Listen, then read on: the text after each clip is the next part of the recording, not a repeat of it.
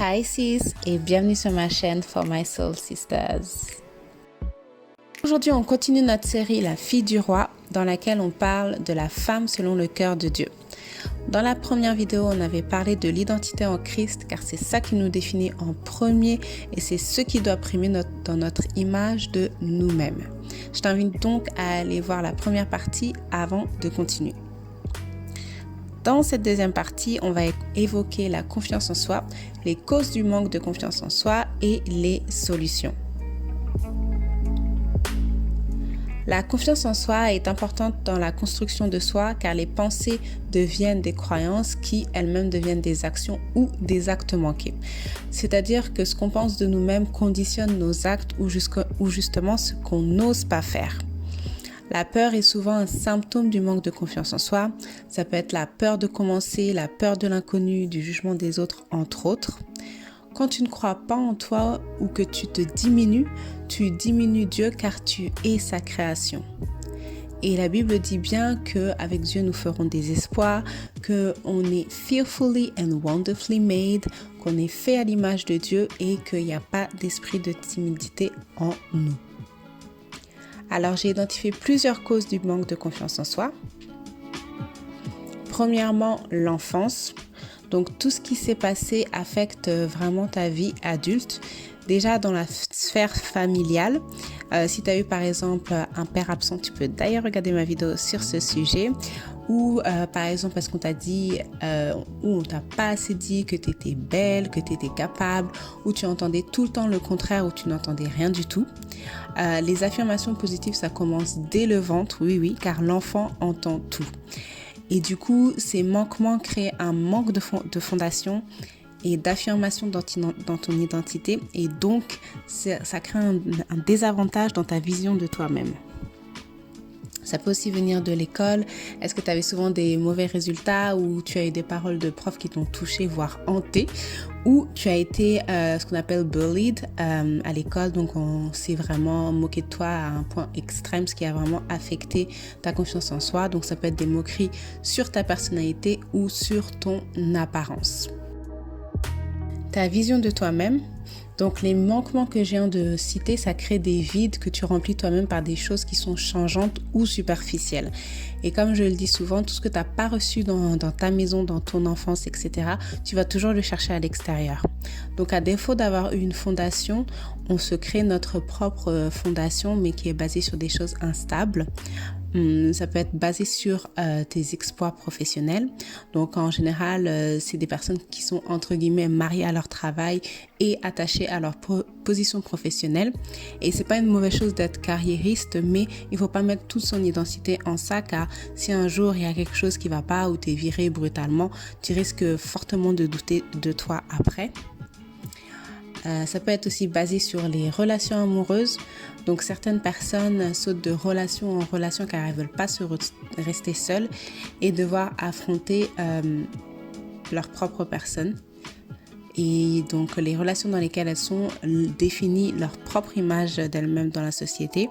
Et quand la relation s'arrête, elles sont totalement perdues et déboussolées. Et dernièrement, ça peut être également dû au physique. Donc, ce sont des personnes qu'on complimente souvent sur leur physique et qui ont pris l'habitude de tout miser sur leur physique et de manipuler même par ce biais. Malheureusement, le physique change avec le temps, donc il ne faut pas tout fonder sur ça. Troisièmement, les échecs passés et les blessures intérieures. Donc là, c'est lié aux deux premiers points. Les blessures causées par l'enfance, les échecs amoureux et au travail par exemple, peuvent fragiliser notre confiance en nous. La comparaison. Alors la comparaison, le paraître, la compétition, ce sont vraiment légion entre femmes. Et la comparaison est le premier tueur de joie, car c'est seulement quand tu te compares aux autres que tu doutes de tes propres avancées.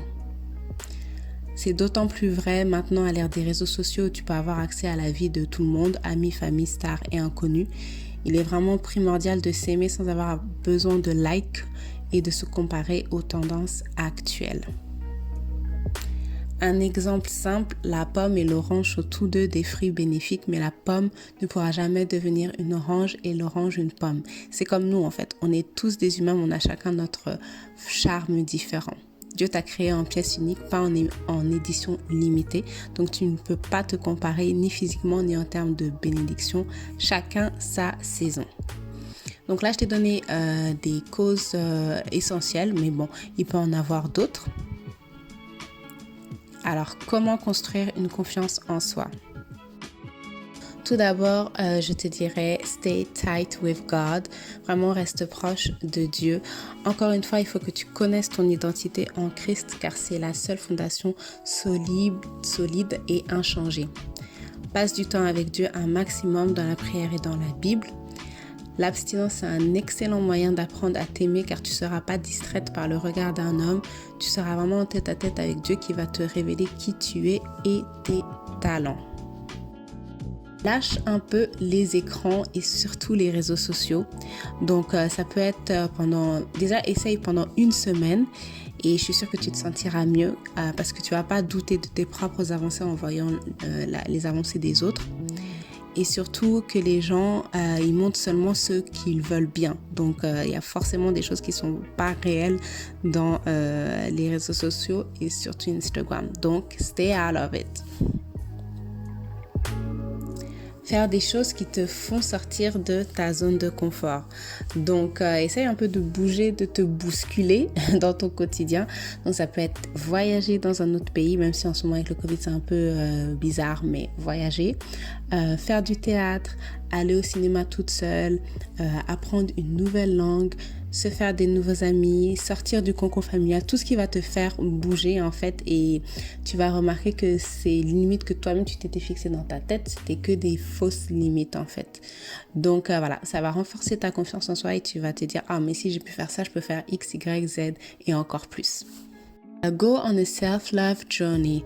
Donc, une self-love journey, c'est une aventure d'introspection et d'action pour tomber amoureuse de toi-même. Donc, il n'y a pas forcément de période prédéfinie. Tu peux faire ça pendant 3 mois, 6 mois, 1 an. Et pendant cette période, tu dois décider, par exemple, de pratiquer l'abstinence. Donc, comme je l'ai dit plus haut, pour éviter de te voir à travers une relation et pour vraiment te concentrer sur toi-même et tomber amoureuse de toi-même. Supprimer les réseaux sociaux pour éviter les distractions et la comparaison. Lire des livres sur le développement personnel. Déclarer des affirmations positives sur ta vie chaque matin. Donc ça peut être à travers la prière notamment, devant le miroir, mais il faut vraiment que ce soit actif et que tu y crois. Et tu peux également voir un psy. Dernièrement, fake it till you make it. At the end of the day, la confiance en soi, c'est un choix. Tu dois décider d'avoir confiance en toi et de prendre des décisions pour augmenter ta confiance en soi. Car parfois, on se sent plus à l'aise dans sa douleur qu'en se mettant nous-mêmes au défi face à nos difficultés. Donc, c'est vraiment une question de volonté et d'habitude. On arrive à la fin de la vidéo. J'espère qu'elle t'a richement béni. On se retrouve très prochainement pour la suite de la série La fille du roi. Like, share, comment and subscribe. Show me some love in the comments and I'll see you in the next one.